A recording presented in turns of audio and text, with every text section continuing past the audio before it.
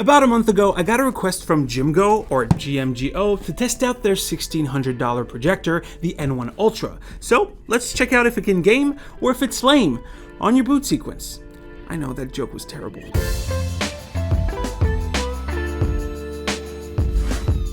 Let's get started by saying this. This video is not sponsored, but they did send it for free.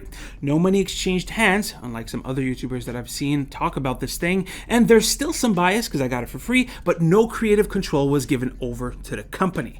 So let's check out the N1 Ultra. I'm giving you a tour of the unboxing, but I've been using this thing for about a month now, so yeah, the things might look a little bit rough. So in the box, which doubles as a carrying case, you get the power supply.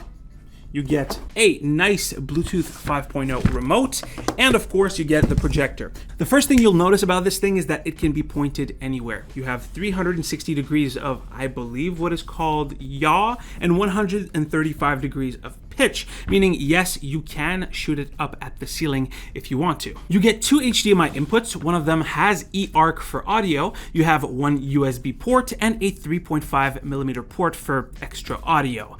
Jimgo is apparently the first to use MALC, or Microstructure Adaptive Laser Control. Basically, it's a tech that they developed themselves to increase the efficiency of the laser while reproducing vivid colors. That's what they say on their website. Basically, higher brightness, better color, and better contrast than traditional laser projectors in their category. But yeah, that's all talk. Let's actually see it in action. So for the setup, it's pretty simple. You just plop it down where you want it. You point it in the direction that you want, preferably at a wall and not your own eyes. And then you plug it in and wait for it to do its thing, press the power button, and you're good to go. And yeah, that's pretty much it. After a quick setup where you sign in with your Google account, this is where you get to. Now, before we turn off the lights and look at the actual performance of this thing, I want to show you something really cool. It's the auto keystoning. So right now it's projected on that wall. If I just turn it around, project it on this wall, it will take a couple of seconds to kind of get its bearings, but eventually, come on, there you go. It will automatically keystone to the flatness of that wall. Now, this is very, very close. This is about a 27-inch screen on the wall right now, but it's much easier on larger surfaces. So here's an example with two big walls. So right now it's properly keystoned. I'm just gonna go ahead and move it to this wall, move the camera. And even though there are obstacles, it's still able to find that flat surface and automatically keystone to it. It's pretty cool.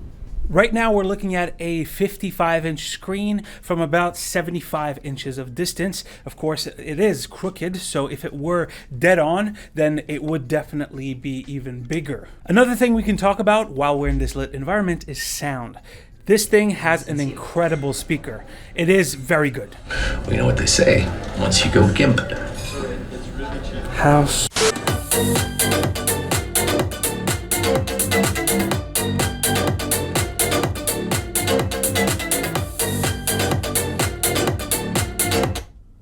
Yeah, it's pretty good. Now let's try some gaming.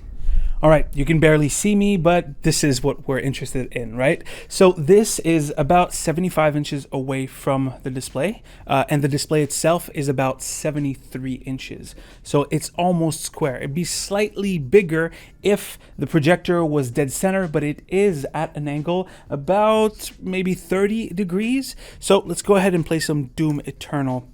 This is at 4K 60 Hz. There's honestly barely any lag noticeable, but I did have to switch it to gaming mode. By the way, you might see a purple tint on the image. That's not something that I see with my eyes. It's basically an effect of having a laser projector being filmed by a camera. Something else to mention, even if you drop it down to 1080p, it will still be at 60 Hz. There is no higher refresh rate, but it is 4K, which is pretty impressive. Something else that's often talked about in these kinds of projectors is rainbow effect, and I don't see it unless I'm tracking my mouse with my eyes. So in the desktop environment where it's a black background with my mouse, if I track it, I do see the rainbow effect, but if I don't, it's perfectly fine. This is very, very bright, especially considering the room that I'm in, which is not totally sealed off. There's a lot of sunlight coming in from the edges of this specific drop-down shade, and of course from the window that I have on my right side. This is nice. Okay, is there any rainbow effect? No, not when I'm in game, only with the mouse it seems. Okay, editing Snows here. I'm gonna slow down the video. You can actually see quite a lot of rainbow effect on camera, it seems. But as I said earlier, I didn't see any while I was playing, so that must be related to filming the projector again and not being there. I do have to address the fact that when you are using a projector at an angle, the part that is closest or the part that is furthest can be out of focus. Currently, the left side of the image is slightly less crisp than the right side, but that's just, you know, properties of a projector at an angle. The remote being Bluetooth is very nice since you don't have to point it at the thing. It's also super convenient. I mostly use it for movie watching. Gaming is really fun on it, especially when you can go really big. I typically keep it at that 75 to 100 inch size simply because it's easier to deal with. You don't have to put it too far away from the display, and you don't lose as much brightness because, of course, the further away you go with the projector, the less bright this will be. This is just as bright as my regular LCD when we're in an environment like that, because I usually drop down the brightness when I'm in a dark area. If we go into the settings of this thing, like I said, it does have auto keystoning, but if you want to, you can go ahead and keystone it yourself through the projector settings. I've tried it. I'm just really bad at gauging the proper keystoning, so I keep the automatic way of doing things. You can also change the focus. So like I said earlier, where the closer edge of the display could be in or out of focus. If you're at an angle, you can change the focus plane to sort of rein that back in so that instead of one side being really blurry and the other being very sharp, you have sort of an in-between. You can, of course, change the brightness if you want to. Personally, if I go for big, I usually keep the brightness all the way up. Like I said earlier, you can connect a bunch of stuff to it. I have previously connected a pair of wireless earbuds, that's the T3, my pair of JBL headphones, that's the Club 950 NC, and a Bluetooth keyboard for me to be able to type in what I want to search on YouTube. It has a bunch of apps pre-installed. Netflix isn't. You have to sideload that, so that's a good use of that USB port at the back of the device. But yeah, this thing is nifty. It even has TikTok, but not Netflix. Well, you can always install it, so who cares?